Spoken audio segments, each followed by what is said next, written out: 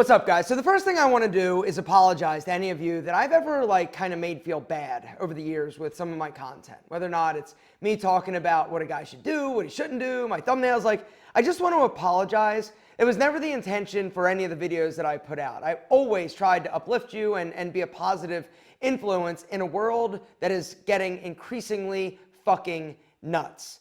And that's kind of what inspired today's video. I was thinking about some of the videos that I did in terms of alphas and nice guys and betas and all that. And I really started to think about the future. I started to think about you. I started to think about my YouTube channel. And what I've kind of come to realize and feel in my gut and my heart is that moving forward, the people that are truly going to win aren't going to be the alphas. They're not going to be the people that are saying the loudest things or being the most aggressive or the most dominant or the most awesomely sexy or rich. It's the people that are nice, kind people. Now, the difference between a nice guy and a nice guy is that a nice guy does things to get something. It's sneaky, right? They're nice in order to get something from other people, and it's very manipulative.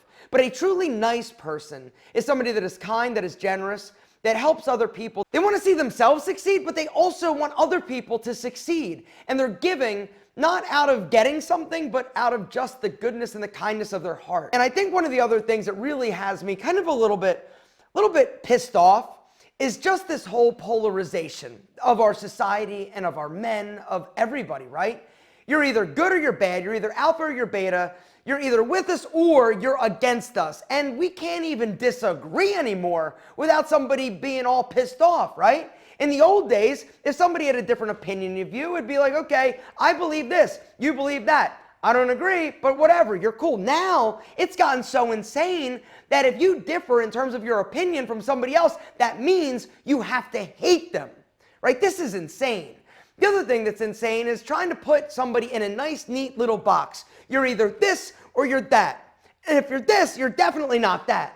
When the truth is that there's gray. The majority of us land somewhere in the middle. You've got these people that give and offer extreme views, and they're going to get the most attention, and they're also going to get a following. Because a lot of men have lost the ability to think abstractly, critically. A lot of men have lost the ability to be objective, right? They hear somebody or see somebody that's rich, that's handsome, that's got girls, they got money, right? And that, in their mind, is what success looks like. When the truth is that what you see on Instagram and TikTok is not success. Success, if I'm being honest, it's about feeling good about yourself. It's about being the best person you can possibly be. Not everybody is hardwired to be and think that success means money or material possession. And I'm not saying that having and wanting nice things is a bad thing or something negative. It's not. But when you base your perception of you being successful on material possessions, or you're comparing yourself in terms of your success or happiness